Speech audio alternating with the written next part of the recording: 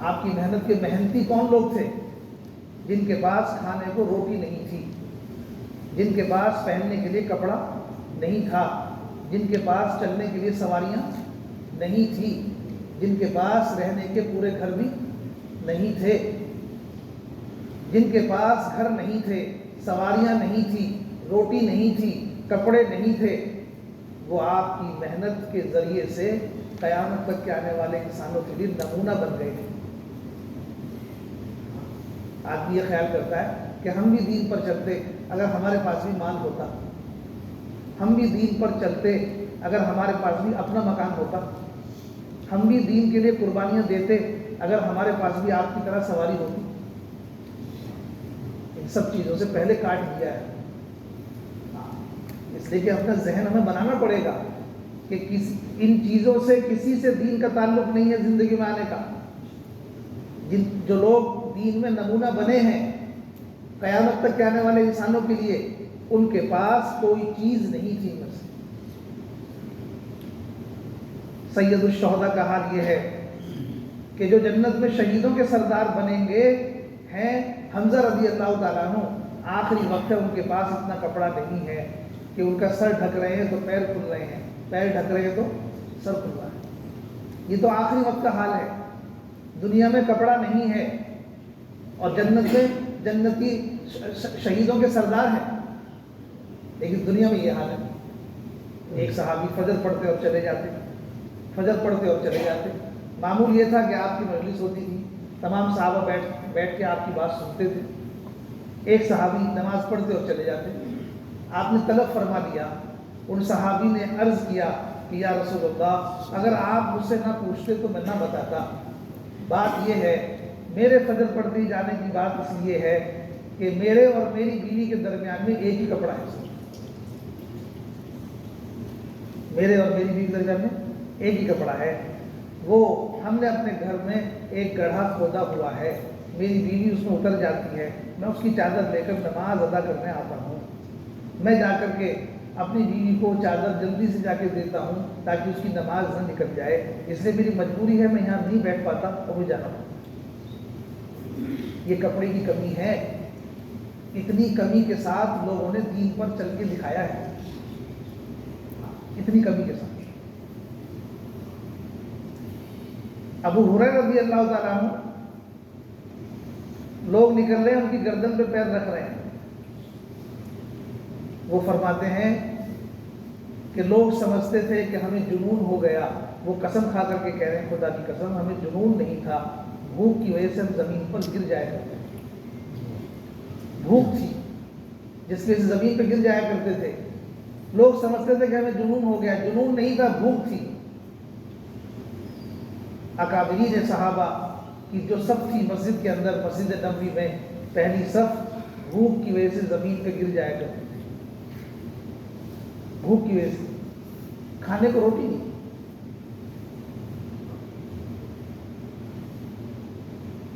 آپ زمین سے چمٹے ہوئے بیٹھے ہیں، اٹھا نہیں جا رہا، آدمی بھوکا ہوتا ہے تو اس سے اٹھنا مشکل ہو جاتا ہے، ایسی بھوک تھی صحابہ کے اوپر، نبی کے اوپر ایسی بھوک ہے کہ اٹھا نہیں جا رہا زمین سے۔ اس بھوک کی حالت میں، اس روٹی کی کمی کی حالت میں دین کو قائم کر کے دکھایا اور دین پر چل کے دکھایا۔ دین کا قائم کرنا وہ ہر ایک نے اپنی زندگی میں رکھا تھا، کیونکہ سارا دین صحابہ کی زندگیوں میں تھا۔ کتابیں نہیں تھی دین کی ہماری طرح۔ صحابہ کرام اگر جماعتیں بن کر جایا کرتے تھے دوسرے علاقوں میں تو جا کر کے یوں نہیں کہتے تھے یہ کتابیں لے لو، یوں کہتے تھے کونوا مثلنا، ہم جیسے ہو جاؤ، جو کچھ ہمارے اندر ہے وہی دین ہے، جو کچھ ہمارے اندر ہے وہی دین ہے، اسے سیکھ لو۔ اس لیے کہ ساری کتابیں صحابہ کو دیکھ کے لکھی گئی، دین کی کتابیں صحابہ کو دیکھ کے لکھی گئی، ان سے پوچھ کے لکھی گئی ہیں، ان کے عمل سے لکھی گئی ہیں۔ بھائی دوست بزرگوں، اس لیے میں یہ عرض کر رہا کہ اس حال میں دین پر چل کے دکھایا۔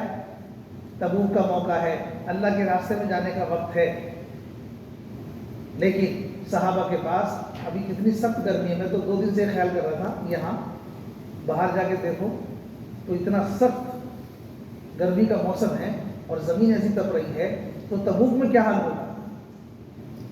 तबूक में क्या हाल होगा? मुनाफिकीन बहकाने लगे कि गर्मी सख्त है।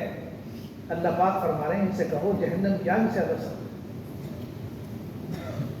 जहन्नम की आग से ज़्यादा सख्त। वो कैसी सख्त गर्मी होगी कि सहाबा के पैरों में पहनने के लिए जूते और चप्पल नहीं है, सहाबा के पास चलने के लिए सवारी नहीं है। सवारी तकसीम हुई तो 10 सहाबा के हिस्से में एक ऊँट आया, 10 सहाबा के हिस्से में एक ऊँट। एक ऊँट पर 10 तो बैठ नहीं सकते, एक ऊँट पर 2 बैठ जाएंगे, बाकी पैदल चल रहे हैं। पैदल चलने वालों के पास इस तपती हुई ज़मीन में चलने के लिए, पैरों को गर्मी से बचाने के लिए, ज़मीन की गर्मी से बचाने के लिए कोई जूते और चप्पल नाम की चीज़ नहीं है। चुनांचे जब सफ़र शुरू किया तबूक में, तो सहाबा किराम के पैर जो थे वो उस गर्मी की शिद्दत से, गर्म ज़मीन से ज़ख्मी होने लगे। उस ज़ख्मी पैरों को बचाने के लिए सहाबा सफ़र को नहीं रोक सकते थे, अपने कपड़े फाड़ फाड़ कर पैरों से बांधे और अपने आप को पैदल चलाया। 1200 किलोमीटर का सफ़र है, छोटा मोटा नहीं है। ऐसा एक सफ़र जिसकी गर्मी मशहूर थी, इस शिद्दत की गर्मी में, और ऐसा सफ़र और कोई गर्मी से बचने का रास्ता नहीं।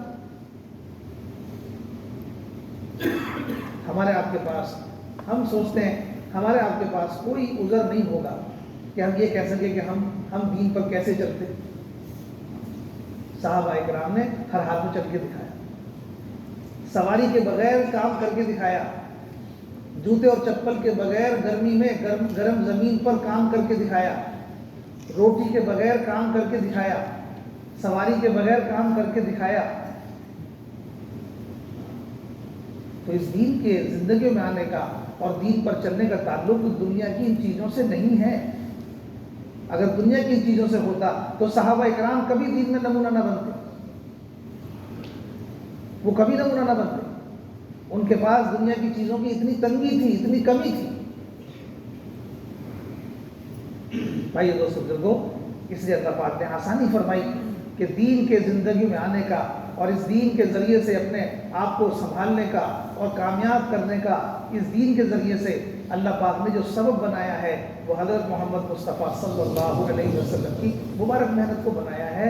जिस तरह से सहाबा इकराम रोटी की कमी में, सवारी की कमी में, पानी की कमी में और कपड़ों की कमी में, जिस तरह सहाबा इकराम ने अपने आप को इस दीन पर चल के दिखा दिया, इसी तरह से हम और आप हुज़ूर पाक सल्लल्लाहु अलैहि वसल्लम के मेहनती बनकर उन आपके तरीके को अपनी ज़िंदगी में उतार कर और आप वाली मेहनत के अमाल को अपना काम बनाकर ज़िंदगी गुजार सकते हैं। हर मुसलमान को इसको तैयार कर सकते हैं। पैसे किस किस को बांटोगे आप? घर का इंतजाम किस किस का कराओगे आप? नहीं, जो जहां है उसे उसी खाने में रखकर उसे मेहनत में लगा दो।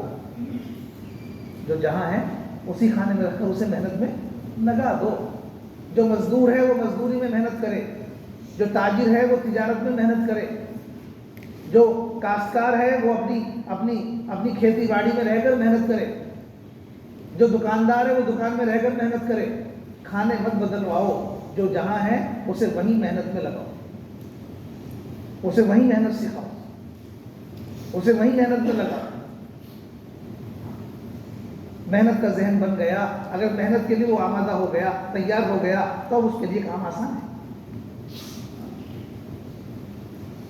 मजदूर को ताजिर और ताजिर को मजदूर बनाने की ज़रूरत नहीं है, हाकिम को महकूम और महकूम को हाकिम बनाने की ज़रूरत नहीं है, खाने बदलवाने की ज़रूरत नहीं है। जो जिस खाने में है उसी में उसे मेहनत का जहन बनाकर और काम से दो,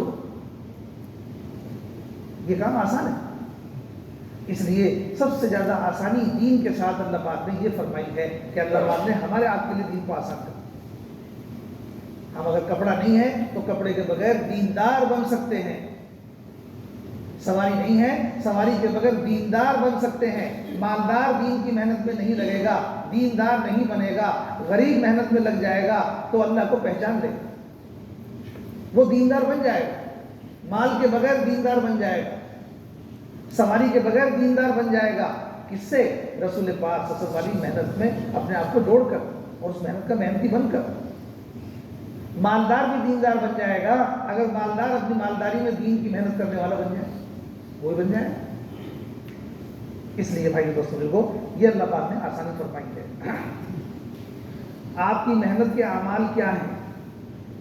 آپ کی محنت کے اعمال کیا ہیں؟ اسلام کا سب سے پہلا عمل دعوت ہے۔ سب سے پہلا عمل دعوت ہے۔ آپ نے سب کو اکٹھا کر کے کیا کیا؟ سب سے پہلے آپ نے سب سے اکٹھا کر کے کیا کیا؟ آپ نے دعوت دی۔ دعوت رسول پاک صلی اللہ علیہ وسلم کی محنت کا عمل ہے۔ دعوت رسول پاک صلی اللہ علیہ وسلم کی محنت کا عمل ہے، آپ نے خود کیا ہے۔ اس کے بعد دوسرا عمل تعلیم ہے۔ آپ کی محنت کا دوسرا عمل تعلیم۔ پہلا عمل دعوت ہے، دوسرا عمل تعلیم ہے، تیسرا عمل ذکر و عبادت ہے۔ تیسرا عمل ذکر و عبادت ہے۔ یہ آپ کی محنت کے اعمال ہیں۔ ہر مسلمان کر سکتا ہے، ہر حال میں کر سکتا ہے، ساری دنیا کی چیزوں کے بغیر کر سکتا ہے۔ دعوت دینا، تعلیم اور تعلق میں لگنا، ذکر اور عبادت میں لگنا اور خدمت کے کاموں میں لگنا آسان۔ مولانا یوسف صاحب رحمۃ اللہ علیہ فرمایا کرتے تھے 4 اعمال میں لگے رہو، 4 اعمال میں لگے رہو، چاروں سمتوں میں ہدایت آئے گی، مشرق میں، مغرب میں، شمال میں، جنوب میں۔ فرمایا کرتے تھے مولانا کہ 4 اعمال میں لگے رہو، چاروں اقوام میں ہدایت آئے گی، یہود میں، نصارہ میں، یہود میں، نصارہ میں، مشرق میں اور ملحد میں، مشرق میں اور ملحد میں، یہود میں اور نصارہ میں، ان چاروں اقوام میں ہدایت آئے گی، چاروں سمتوں میں ہدایت آئے گی۔ مسلمانوں کو کیا کرنا ہے؟ صرف ان اعمال میں لگے رہو، ان اعمال میں لگے رہو، جو کہ معمولی عمل ہے۔ مکے میں مسجد ہے، مسجد میں کام کرنے کی اجازت نہیں ہے 13 سال تک۔ مکے میں مسجد ہے اور مسجد میں کام کرنے کی اجازت نہیں ہے۔ سارا کام مسجد کے باہر ہوا ہے، سارا کام مسجد کے باہر ہوا ہے۔ مکے میں دعوت چل رہی ہے، اس دعوت کے چلنے پر ہدایت آ رہی ہے۔ مکے میں تعلیم کا حلقہ چلنے لگا۔ ارقم رضی اللہ عنہ ایک صحابی ہیں، ان کا گھر متعین ہو گیا۔